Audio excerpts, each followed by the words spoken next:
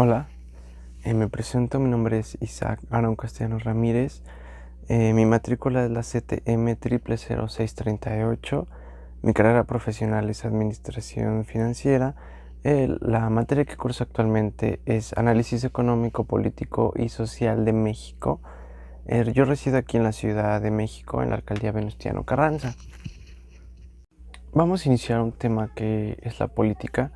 Por definición, la política es un proceso de tomar decisiones que se van a aplicar posteriormente a los miembros de una comunidad humana. En definición, la política se aplica para un gobierno que decide representar a una nación o algún grupo social. En este caso vamos a poner ejemplo como México, que es el país donde actualmente resido. En México existe la democracia. La democracia en México, a su vez, eh, es el poder de elegir quién quieres que te represente. No todo en México es 100% libertad. Tenemos algunas limitantes y una de ellas es que eh, nosotros decidimos quién nos va a representar de acuerdo a quién es el más calificado. Vamos a poner un ejemplo. Aquí en la parte de abajo tenemos a una familia. En la familia queda representado siempre que hay alguien que trabaja, alguien que se encarga de la educación de los menores. Y en este caso también podemos ver que esta familia se puede poner de acuerdo para ver y saber quién es el más calificado que quieren que los gobierne. En este caso, muchas veces hay quienes son muy calificados, pero no se vota por él por algunas razones, simplemente porque no tuvo el suficiente medio para hacerse promoción. Tal vez sus ideales eran muy buenos, sus intenciones eran muy buenas, pero al final muchas veces es la imagen lo que hace que se elija a un representante.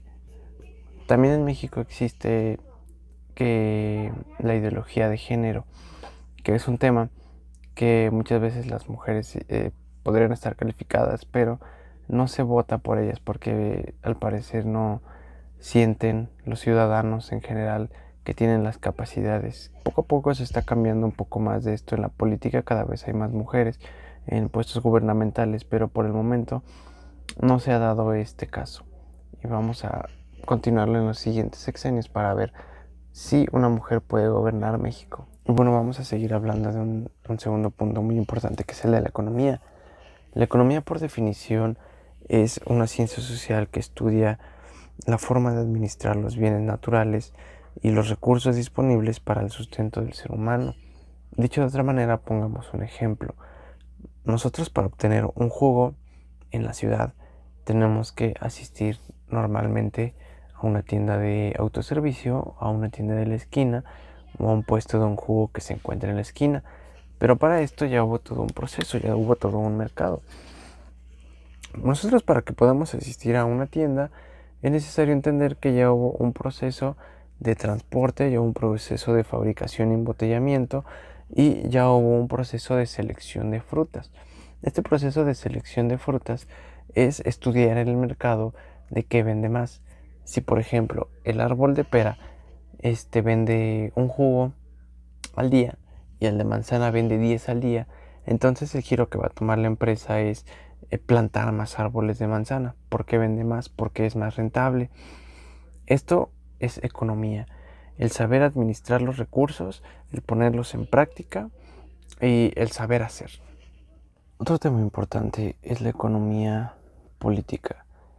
Hace un momento hablábamos de cómo es una economía y ahora debemos hablar de una economía política.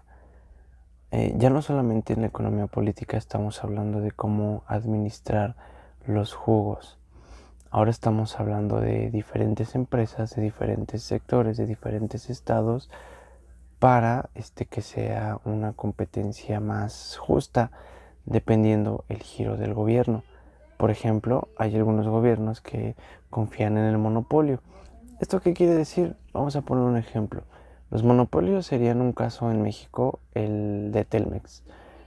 Hace algún tiempo existía una empresa en telecomunicaciones que solamente tenía un dueño. Esto no le permitía tener más competidores, por lo que era el único en su ramo.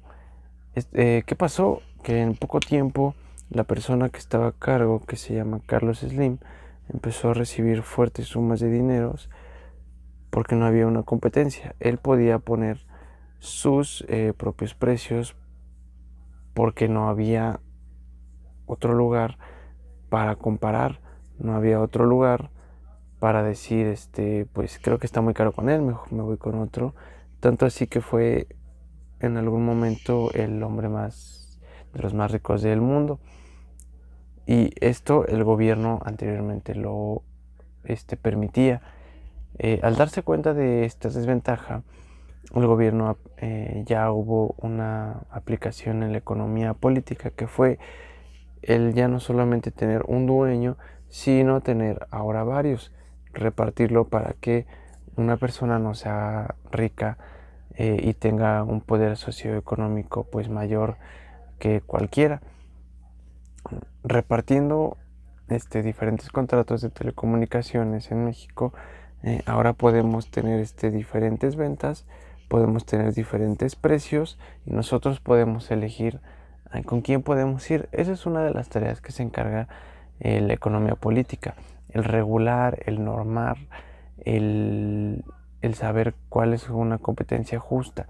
También por esto es que nosotros al votar por algún mandatario, por algún presidente, por algún partido político, nosotros tenemos de tener en cuenta cuál es su política económica, no solamente un discurso muy bonito, sino que tenga una economía. Dentro de la política, culturalmente existe una influencia social. Esta puede ser tanto negativa o positiva para el gobierno que esté actualmente en el cargo. En el caso de la Ciudad de México, hace algunos años se dieron paros en las escuelas, tanto en la UNAM como en el Poli. Yo estuve presente en el paro del Politécnico. Ahí se vieron varios aspectos sociales. Se iba a cambiar por un director que era Aurelio Nuño. El Politécnico no estaba de acuerdo con algunas normas y recortes que se iban a hacer en ese momento para el Instituto Politécnico Nacional. Entonces los estudiantes se pusieron de acuerdo, hicieron un paro y hasta que se solucionó es que se volvió a abrir las escuelas. ¿Esto qué quiere decir? ¿Por qué viene el tema? Yo considero que nosotros como ciudadanos tenemos tanto responsabilidades como derechos. Muchas veces nosotros no exigimos nuestros derechos como debe de ser. A veces es por miedo, a veces es porque pensamos que no va a suceder nada. Yo creo que los puedo invitar a que si nosotros vivimos alguna injusticia, lo hagamos saber, digamos a las autoridades. Muchas veces no va a pasar nada, pero muchas veces se requiere iniciativa para hacer un cambio. Y yo creo que ese cambio siempre debe de ser con cultura. Debe de ser siempre con el estudiar.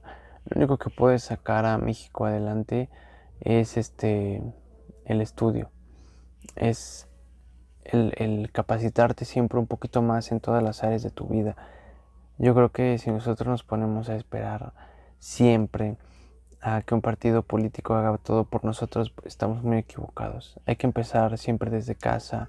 A los más pequeños hay que instruirles el hecho de que siempre hay que trabajar duro a pesar de quién sea tu gobernante, tu jefe.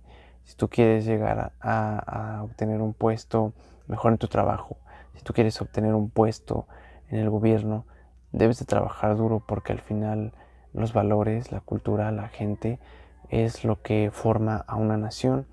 Y si somos más buenos, yo creo que aunque haya algunos malos, el bien siempre puede vencer, pero esto siempre es con mucha cultura, con muchos estudios.